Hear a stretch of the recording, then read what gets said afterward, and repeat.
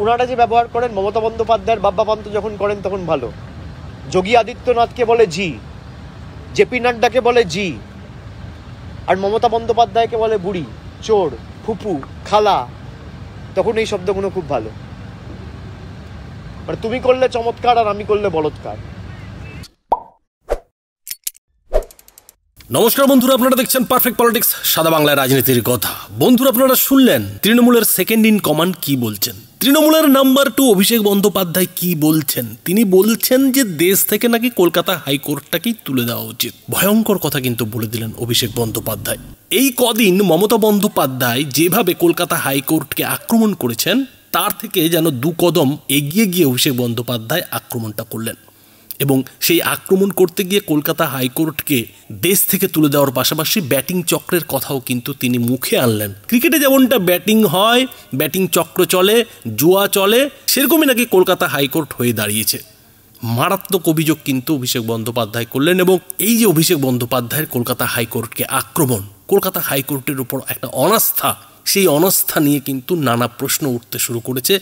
জোর বিতর্ক কিন্তু শুরু হয়ে গেছে যে অভিষেক বন্দ্যোপাধ্যায় বলতে চাইছেনটা কি, তিনি আসলে তার এই সব মন্তব্যের মাধ্যমে কি বলতে চাইছেন। তিনি বলছেন যে দেশ থেকে নাকি কলকাতা হাইকোর্টকে তুলে দেওয়াই উচিত, যদিও এই বক্তব্যের যুক্তিতে আবার তিনি বলছেন যে কলকাতা হাইকোর্টের বিচারপতিদের যুক্তিতে নাকি তিনি এই মন্তব্যটা করছেন, এই বক্তব্যটা কিংবা এই যুক্তিটা দিচ্ছেন। এখন তিনি তার বক্তব্যকে ঘুরপাক খাওয়াতে গিয়ে ঠিক কি বলেছেন বন্ধুরা, আগে সেটা দেখব। আদালতের জজেরা যারা এই মামলা শুনছিল, এসএসসি মামলা, তারা বিজেপির প্রার্থী আছে আজকে, এবং যারা পরিকল্পিতভাবে বিজেপির কথায় রায় দিচ্ছে। দেখুন, 100 দিনের টাকা যখন বন্ধ ছিল, আমি বলেছিলাম যে হতে পারে যে 10 জন মানুষ, 100 জন মানুষ, 1000 জন লোক, 5000 জন লোক হয়তো দুর্নীতি করেছে। তার জন্য আপনি 60 লাখ মানুষের টাকা বন্ধ করে রাখতে পারেন না। আজকে 25,000 যোগ্য লোকেরও চাকরি কেড়ে নিল আদালত। তার মানে আদালতের তর্কেই যদি আমি ধরি, একজন বিচারপতি থাকাকালীন বলেছে BJP approach me and I approach BJP, মানে বিজেপির সাথে তিনি যোগাযোগে ছিলেন। তাহলে সেই বিচারপতি যদি বিজেপিতে যায়, তাহলে ভারতবর্ষ থেকে কলকাতা হাইকোর্টটাকেই তো তুলে দেওয়া উচিত। আদালতের তর্ক হিসেবে, যুক্তি হিসেবে যদি আমি দেখি, আপনি বলছেন 1000 জন, 1500 জন বাড়তি প্যানেলের বাইরে থেকে চাকরি পেয়েছে, তাই পুরো প্যানেল বাতিল। তাহলে একজন বিচারপতি বিজেপিতে জয়েন করেছে, তার মানে তো সব বিচারপতি বিজেপি হয়ে গেল। আমি তো তা বলছি না, তো আপনার যুক্তি যদি ধরে নিই, তার মানে তো তাই হচ্ছে। বিচারপতি বলেছেন যে সবার চাকরি বাতিল করে দেওয়া হবে, এবং তার 2 দিন আগে বিজেপির নেতা শুভেন্দু অধিকারী তিনি বলছেন আমি সপ্তাহের শুরুতেই বোম ফাটাবো। একটা সপ্তাহ শুরু হয় কবে? সোমবার।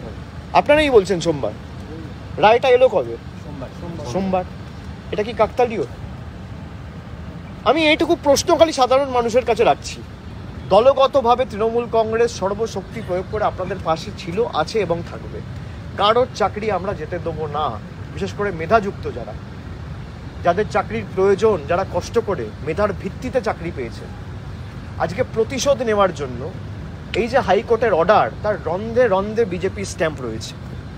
বিজেপি যেভাবে 4 জন দুর্নীতি করলে 100 দিনের টাকা আটকে দেয়, সেইভাবেই একই পথে হেঁটে 4 জন প্যানেলের বাইরে বা কিছু লোক প্যানেলের বাইরে চাকরি পেয়েছে বলে গোটা প্যানেলটা বাতিল করে দিয়েছে। এটা দুর্ভাগ্যজনক, বেদনাদায়ক।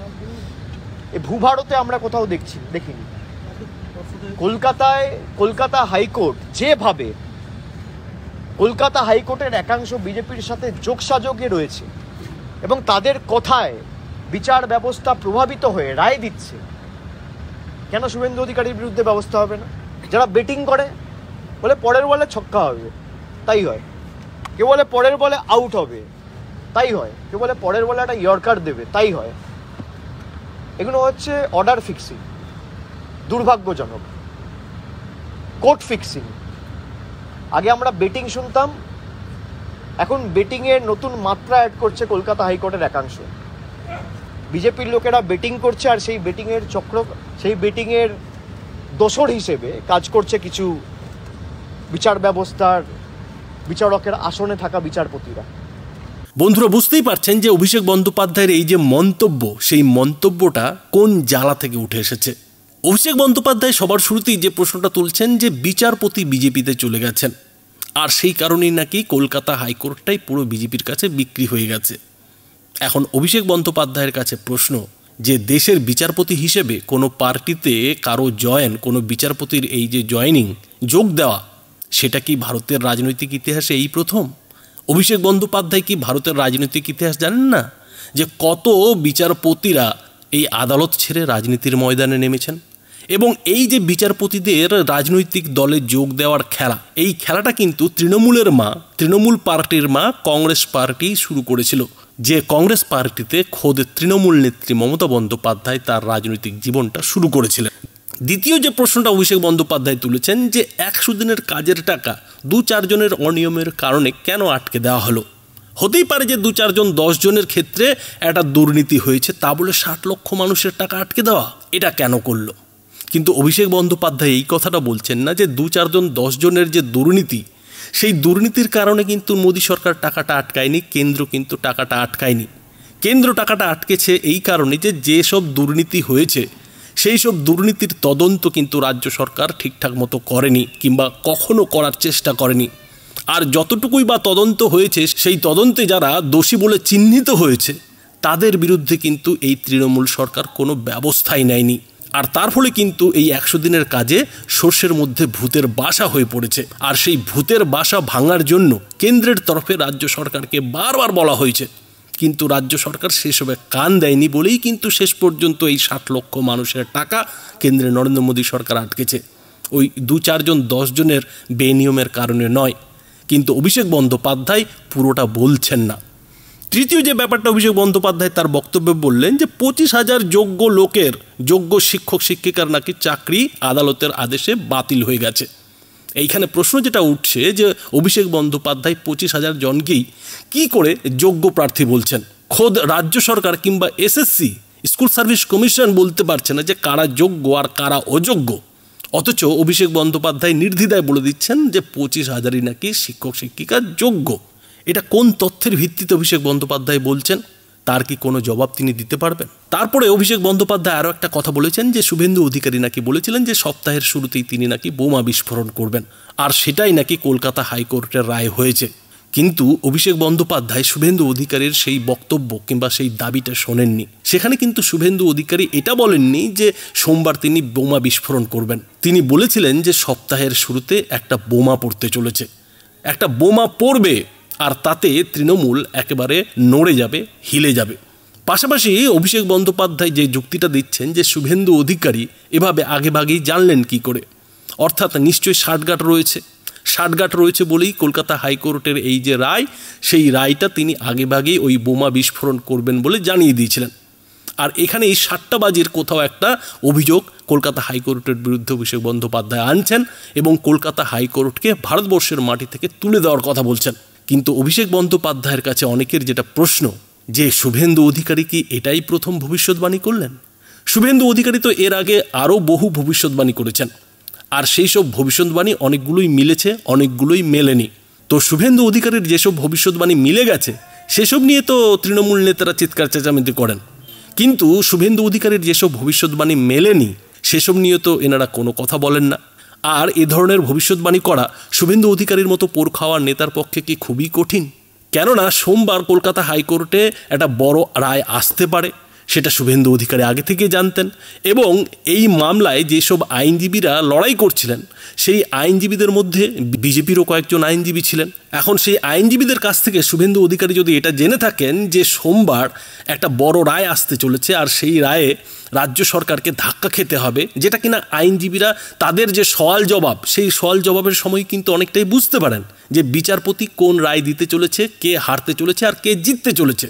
তো সেই আইনজীবীদের সঙ্গে কথা বলে শুভেন্দু অধিকারী যদি এটা জানতে পারেন যে সোমবার রাজ্য সরকার বড় একটা ধাক্কা খেতে চলেছে, আর সেটাই যদি তিনি আগাম বোমা পড়বে বলে থাকেন, তার মধ্যে ভুল কি আছে? এই ভবিষ্যৎবাণীর সঙ্গে কলকাতা হাইকোর্ট এবং বিজেপির ষাটগাঁটের ব্যাপার কি আছে?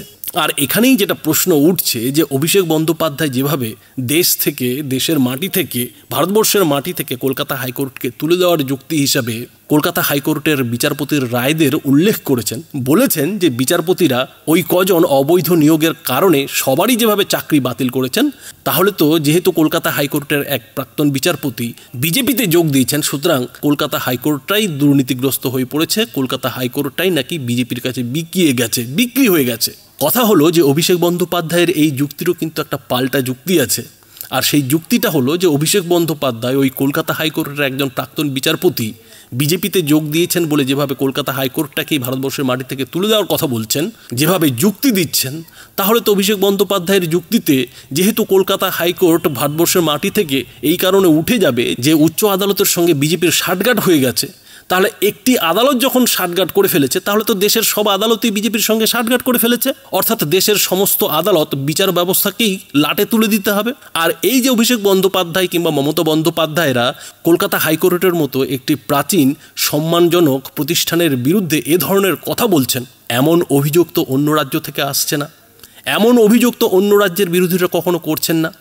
অন্য রাজ্যেও তো সিবিআই তল্লাশি চালাচ্ছে, নেতাদের জেলে ভরছে, এমনকি দিল্লির মুখ্যমন্ত্রী কেজরিওয়ালকে মুখ্যমন্ত্রী থাকা অবস্থাতেই ইডি জেলে ভরেছে এবং কেজরিওয়াল দিল্লি হাইকোর্টে গিয়ে ধাক্কা খেয়েছে, সেখানে জামিন নিতে গিয়েও কিন্তু ব্যর্থ হয়েছে।